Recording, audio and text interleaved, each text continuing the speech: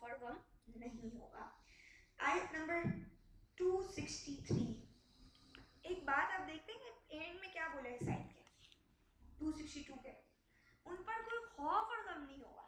عام بھی آتی ہے یہ بات, لیکن یہاں پہ اگر آپ اس مضمون سے اس کو جوڑیں کہ خرچ کر کے بندہ بے خوف رہے, ڈرے نہیں کل میرا کیا ہوگا.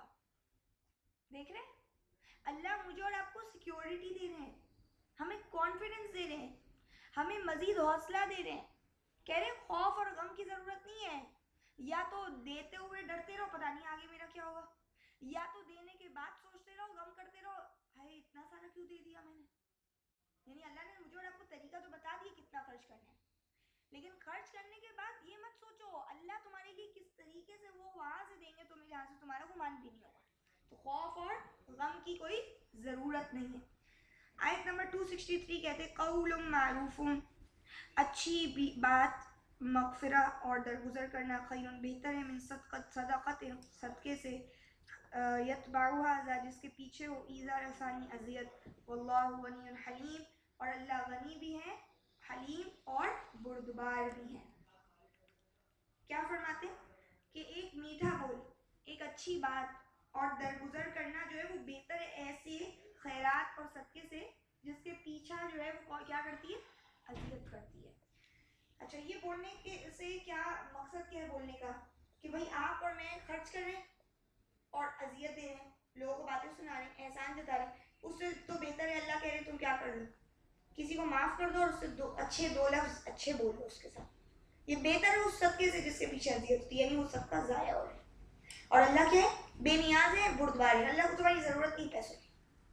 اور اللہ کیا, اللہ کے بندوں کو ہی جاتے ہیں نا پیسہ, تو اللہ حلیم ہے.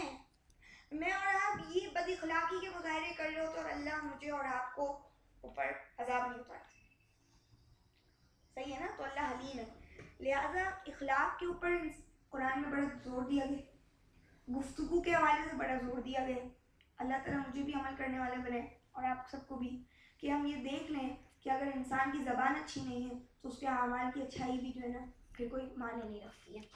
آیت نمبر 264, یا ایھا الذین آمنوا, اے لوگو جو ایمان لائے ہو, لا تبطلوا مت ضائع کرو, صدقاتکم اپنے صدقات, بالمن احسان جتا کر, والاذی اور اذیت پہنچا کر, کالذی اس شخص کی طرح جو ينفق خرچ کرتا ہے, مالہ اپنا مال, رئاء الناس لوگوں کو دکھاوے کے لیے, ولا یؤمن اور نہیں ایمان رکھتا, باللہ والیوم الآخر اللہ اور آخرت کے دن پر, فمثلہ تو اس کی مثال کا مثل یہ ایسی ہے جیسے صفوان ایک چٹان ہو, علیہ تراب اس پر تھوڑی سی مٹی ہو, فاصابہ تو پہنچے اس پر وابل زور کی بارش, فترکہ صلدا اور چھوڑ جائے اسے بالکل صاف چٹان.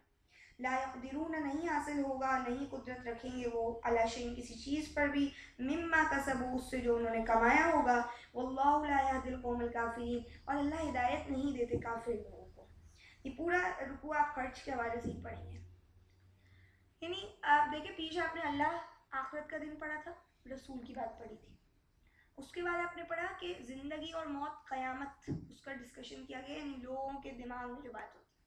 اس کے بعد آپ انفاق کی بات پڑھیں. تو جو اللہ اور آخرت کو مانتا ہے تو اللہ تعالیٰ قرآن میں کہتے ہیں نا, اور نیک کام کرتا ہے تو اس پر کوئی اس کے اوپر کوئی خوف اور غم نہیں ہوتا, نیک کام کرتا ہے. تو نیک کام میں سب سے بڑا نیک کام کیا نظر آ رہا ہے, انفاق. صحیح, جب آپ اس کی سیکوینس فالو کرتے ہیں نا قرآن کی تو آپ کو آئیڈیا ہوتا ہے نا اللہ کیا بولنا چاہ رہے ہیں مجھ سے اور آپ سے. اچھا یہاں پہ جب کہا کہ ایمان والوں اپنے صدقات کو باطل مت کرو, اللہ ایمان والوں کو ہی کہہ رہے, مطلب مومن جو ہے وہی اپنے صدقات اس طرح ضائع بھی کریں. تو آپ اور مجھے پہلے سے بول رہے ہیں بھائی سوچ لو تم کیا کر رہے ہو, اپنے صدقات. اچھا صدقات یہاں پہ ورڈ آ گیا, اوپر انفاق کی بات آ گئی تھی, اور کہا وہ صدقے سے بہتر ہے کہ تم اچھی بات ہی کہہ دو کسی کو. لہٰذا انفاق کو کیٹیگریز میں ڈیوائڈ کیا گیا ہے, جس میں زکوٰۃ بھی ہے, صدقات بھی ہے, قرض حسنہ بھی. تو اکارڈنگلی جو سچویشن ہوتی ہے اس کے حساب سے اس کا وہ نام بن جاتا ہے. صحیح. صدقہ ویسے معنی اگر تحفے کے معنی میں جس طریقے سے آتے قرآن, تو کہتے ہیں کہ تم اپنے صدقات جو ہے وہ احسان جتا کرو اور اذیت دے کر مت ضائع کرو, اس شخص کی طرح. اس کی مثال اللہ دے جو اپنا مال خرچ کرتے ہیں کس کو, لوگوں کو دکھانے کے لیے. یعنی جیسے کہ وہ بات میرے اور آپ کے سب کے دماغ میں کلیئر ہے کہ جو بندہ دکھاوے کے لیے خرچ کرتا ہے اس کا صدقہ ضائع ہو جاتا ہے, سب جانتے ہیں یہ بات. اور اگر آج عام سطح پہ بھی آپ دیکھ لیں کہ جو لوگ بڑا یونیورسل انٹرنیشنلی کام کرتے ہیں تو وہ لوگ بھی اگر دکھاوے کے لیے کریں تو کوئی بھی ان کو اپریشیٹ نہیں کرے گا. وہ سیدھا بول دیں گے کہ یہ بندہ تو اپنی صرف کوریج چاہتا تھا میڈیا یا کچھ اور چاہتا تھا, اخبار میں اپنی بڑے بڑے اشتہار چاہتا تھا کہ اس نے اتنی بڑی ڈونیشن دی. کوئی بھی اس کو نہیں اچھا مانتا, چاہے وہ اللہ کو مانتا ہو یا نہیں مانتا. تو یہ تو بالکل کلیئر بات ہے کہ اللہ کہہ رہے تم بھی چاہتے ہو کہ اپنا مال جو تم نے خرچ کیا اس طرح ضائع کر دو اس شخص کی طرح جو لوگوں کو دکھانے کے لیے جو ہے وہ اپنا پیسہ خرچ کرتا ہے اور اللہ اور آخرت کو مانتا ہے. یعنی جو اللہ آخرت کو مانتا ہوگا وہ دکھاوے کے لیے پیسہ نہیں خرچ کرے گا. اس کو تو اس سے آخرت بنانی ہے, اس کو تو وہ خرچ کرنا ہے اس دن سے پہلے کہ جس دن کوئی خرید و فروخت کام نہیں آئے گی, جس دن کوئی سفارش کام نہیں آئے گی, جس دن اس سے کوئی پیسہ لے کر اسے چھوڑا نہیں جائے گا. اس کے تو دماغ میں یہ بنی ہوئی ہے بات, رکھی ہوئی ہے, یعنی اس سے سمجھ لی اس بات کو. اس شخص کی طرح جو اپنا مال لوگوں کو دکھانے کے لیے خرچ کرتا ہے, اللہ آخرت کو نہیں مانتا ہے. تو مثال ایسی ہے جیسے کہ ایک چٹان ہو اور اس کے اوپر کیا ہو, مٹی ہو, اور اس کے اوپر جو ہے وہ تیز بارش آ جائے. تو ایک چکنا پتھر چٹان, اس کے اوپر مٹی ہو تھوڑی سی, اس پہ تیز بارش آئے گی تو مٹی ساری بہا کے لے جائے گی. تو جو تم نے دیا بھی ہے, یعنی جو مٹی تھی وہ بھی ختم گئی, سارا پیسہ جو خرچ کیا تھا وہ چلا گیا. فرماتے ہیں کہ اس کو چکنا صاف ستھرا چھوڑ دے گی, یعنی چٹان کے اوپر جو تھوڑی سی مٹی وہ بھی گئی. اور پھر کیا ہوا, اللہ کہتے تمہارے ہاتھ کچھ بھی نہیں آیا, ایسے ضائع ہو جائے. اور کیا ہے, اللہ ہدایت نہیں دیتے کافر لوگوں کو, یعنی ایسے جو کافر ہیں, اب اللہ نے ان کو کافر بول دی. جو بندہ اللہ کے لیے خرچ نہیں کرتا وہ کافر ہو جاتا ہے, کیونکہ وہ اللہ کے اس حکم کو نہیں مان رہا, وہ خرچ کے اس طریقے کے اوپر نہیں چل رہا جو اللہ نے دیا, تو وہ ایمان نہیں لا رہا اس کے اوپر. اور یہاں پہ بیان بھی کر دیا وہ اللہ اور آخرت کو نہیں مانتا, تو اللہ ایسے نام ماننے والوں کو ہدایت نہیں دیتے. پیچھے آپ نے پڑھا ظالم کو ہدایت نہیں ملتی, یہاں پہ آپ نے پڑھا کافروں کو ہدایت نہیں ملتی. لہٰذا یہ نہیں بولے اللہ کی جب مرضی ہوگی ہدایت دیں گے. میں اور آپ اپنی ذات سے ظلم اور کفر ختم کریں تو اللہ کی ہدایت ضرور آئے گی. آیت نمبر 265, وَمَثَلُ الَّذِينَ يُنْفِقُونَ, اور مثال ان لوگوں کی جو خرچ کرتے ہیں اموالہم اپنا مال, ابتغاء مرضات اللہ, اللہ کی رضا جوئی کے لیے, اللہ کو راضی کرنے کے لیے, وتثبیتاً, اور ثبات و قرار کے ساتھ, من انفسہم اپنے دل کے, کمثلی جیسے مثال, جنتن باغ ہے, باغ کی ہے, بربوتن اونچی جگہ پر, اصابہ پہنچے اس پر, وابل زور کی بارش, فآتت تو لائے وہ, اکولہا پھل اس کا, ضعفین دگنا, فَإِلَّمْ يُصِبْهَا تو اگر نہ پہنچے اس پر, وابل زور کی بارش, فَطَلٌ تو پھوار بھی کافی ہے, وَاللَّهُ بِمَا تَعْمَلُونَ بَصِيرٌ, اور اللہ اس کو جو بھی تم کر رہے ہو دیکھ رہے ہیں. فرمایا کہ ان کی مثال جو خرچ کرتے اپنا مال صرف اللہ کو راضی کرنے کے لیے. شروع میں آپ نے بات پڑھی تھی, پیسہ جو خرچ کر رہے ہیں نارملی, ایک وہ خرچ کر رہے ہیں جو پیسہ دے کے اور پھر اذیت دے رہے ہیں, تو اللہ نے کہا ضائع مت کرو اپنا مال.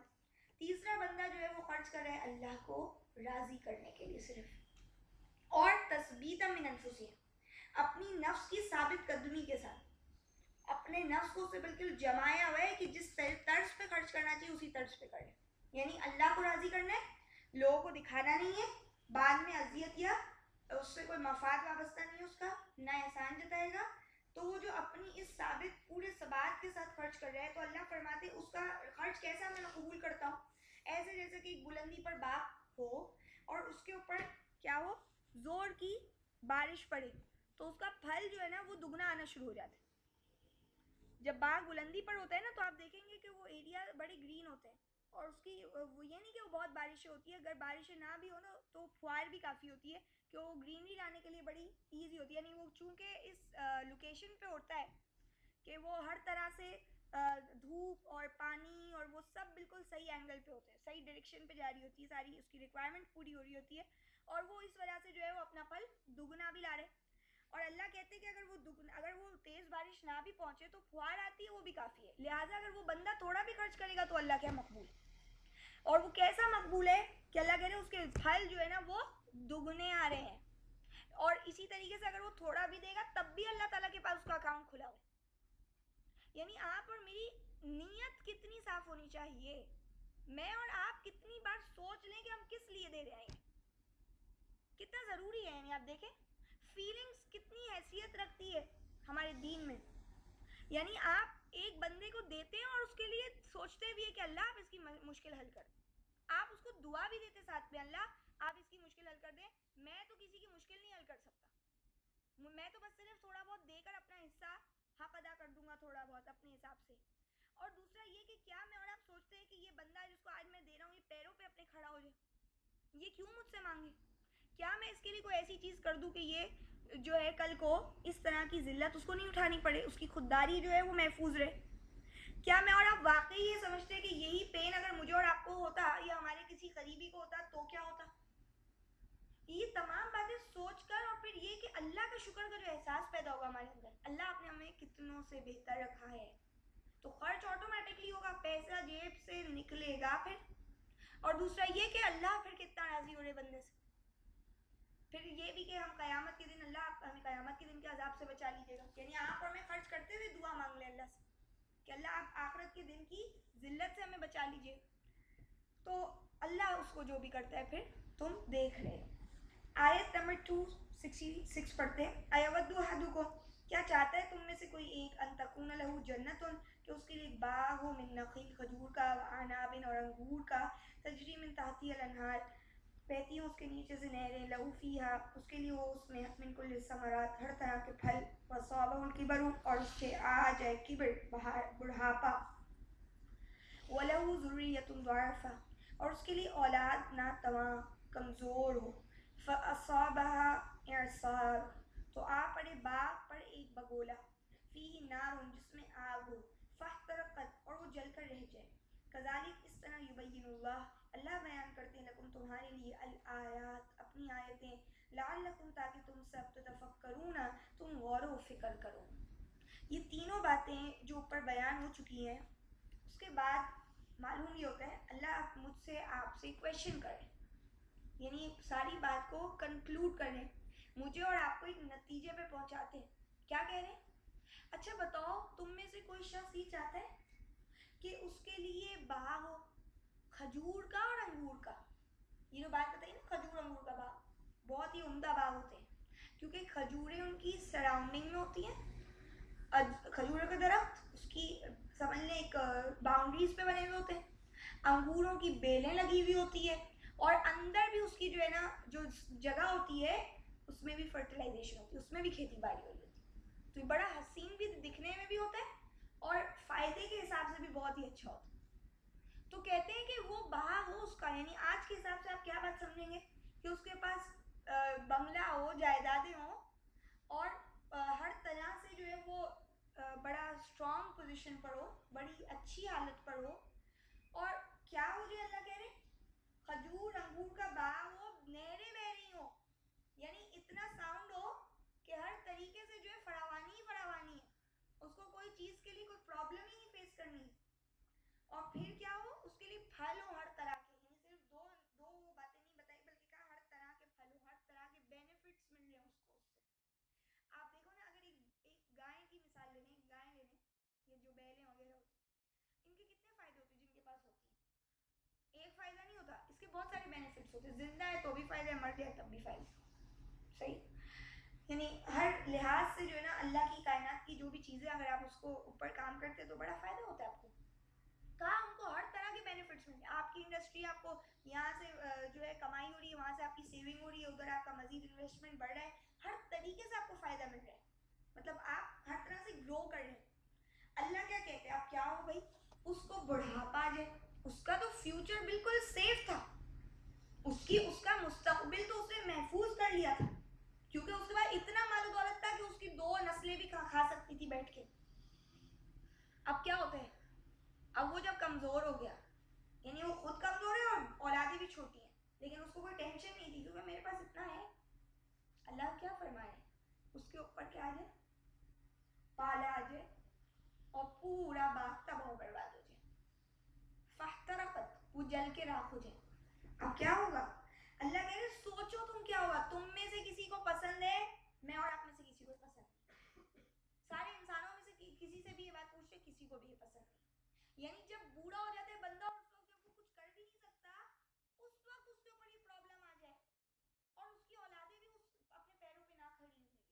تو یعنی آج اگر میں اور آپ اللہ کے راستے میں اپنی جان چھڑاتے ہیں, چاہے وہ خرچ نہیں کرتے, چاہے ہم اپنا پیسہ خرچ نہیں کرتے, چاہے کسی بھی طرح سے اللہ کو پیٹ دکھا رہے ہیں, منہ موڑ کر اس ہدایت سے زندگی گزار رہے ہیں, تو این مومنٹ پہ اللہ تعالیٰ مجھے اور آپ کو ایسے مقام پہ کھڑا کر دیں گے کہ ہم بے بس ہوں گے, نہ ہماری آخرت بنی ہوئی ہوگی اور نہ ہماری دنیا بن